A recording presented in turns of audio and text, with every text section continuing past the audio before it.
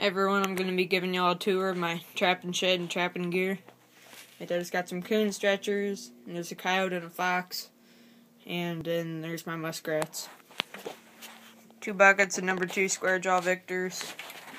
Victor 1.5 stop loss, number 11 Sleepy Creek double jaws. Number 2 Blake and Lamb square jaws. It's got some assorted snares and drowning cables and stuff in there. Some stakes laying on the ground. Bucket of my coyote stakes with the tops waxed. There's a 220 and some more number 2s laying down there in the dark spot. Some more rusty number 2s I gotta fix up. Wooden muskrat stakes. And that's pretty much it for this room. Come on in here. Right there, we just got this for trapping season. 50-pound box of a 14.5 gauge wire. This should last us probably a couple seasons, hopefully. Yeah. Come in here. Just got that wall insulated and put up. A rack there for some of my dad's drywall stuff. Alright, there's our door to the trapping room. This used to be all filled with junk back in here, but we got it cleaned out mostly. Still got some more stuff in here to clean up, but alright. Lots of traps up there. Victor 330s, dozen Victor 110s, 2 dozen Victor 1.5 coils, my dozen MB 650s, assorted dog proofs, a dozen Victor number 1 longs, and dozen Victor, wait, actually, I think that's 2 dozen. Each of these are 2 dozen, I remembered. You can see all that up there. That's 4 dozen 110s we got. Hopefully we'll slay some rats this winter. 30 number 1 Victor jumps right in there. Just some old, shitty Duke 1.5s we got. I'm pretty much done messing with them. Can't adjust the pan tension. The screws on them are shit. Can't get my screwdriver to grip it. So, pretty much giving up on those. That's why I mainly have Victor everything. 2 dozen Victor number 1 longs. And there's some traps we don't use, like some herders. Got some shock springs down in there. Here's my workbench. Got my vise, 3-inch vise. Works good for pretty much everything I use it for. Just got some power tools. My snare cable. There's a piece of railroad that I use to hammer on my crimps. I got some standard Berkshires, swivels, and J-hooks. Double crimps or ferrules. Single ferrules. And there's some snare springs in there. Heavy duty Berkshires. And just some stuff for drowning rigs. Got some locks and some clips. Alright. Down there we got our stencil for making beaver boards. And a little rack here. Figured it would be nice. I could put some fur down in there to dry muskrats. It's a little bit sloped going down the drain. It can drain all that water and blood and stuff off. Some old traps we don't use. Some number 2 Victor square jaws. Some Montgomery number 2 dogless.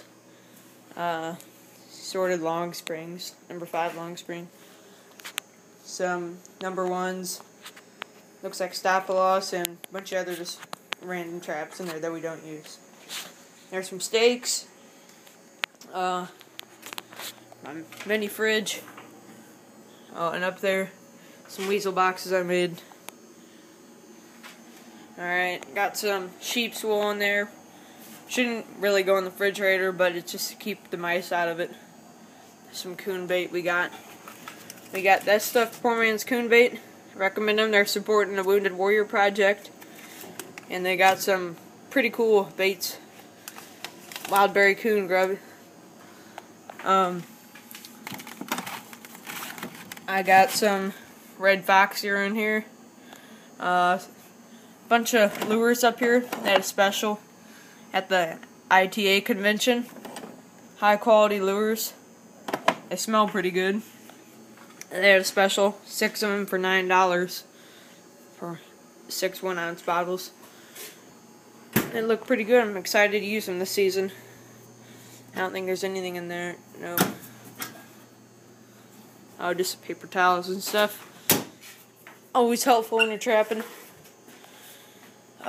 We got some disposable gloves here. 2 different sizes. One for my dad, one for me. Some 6 1-pound bars of trap wax. Just some more wire there. That's a little bit heavier. That's 11 gauge. And some more of this poor man's coon bait. Coon gravy. It's got a really cool smell. It's fish, but he's also got a smoke scent in there. It's something unique, and it's all for a good cause, so. Let's see here. Got a otter board. We only got one of them. We don't got many otters around here, and the otter season just opened up for Illinois this year. Flush and beam for my dad. I've always had one, but he's gonna do some more fur handling with me this winter since we're gonna be trapping pretty hard. There's his heavy duty apron. I don't know if I showed this, but there's my catch pole. My Polar Paw gauntlets I just got. They're awesome. They're super comfortable, warm. And I got my heavy duty apron there. I got from Minnesota Trapline Products. Let's see. I don't know if this light works or not. Yep. Alright, there's my dad's trap basket. Since he was 14. Which is very old. He's got his trowel in there and stuff. There's mine, the Fiber Tough. I highly recommend it. I just got some knives and stuff in there. And a 220, a knife sharpener, stakes and cable, drowning cables and stuff. From when I was doing some beaver animal damage control. Got a crawfish trap back there.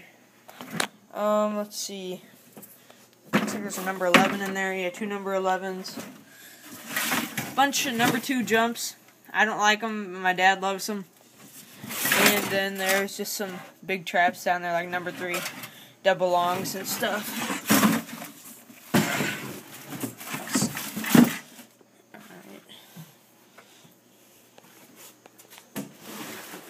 Alright. Yep, that's pretty much all. I don't know exactly where we're going to be mounting our flush and beams, but we're going to be making an electric skinner soon. I'll sit right there.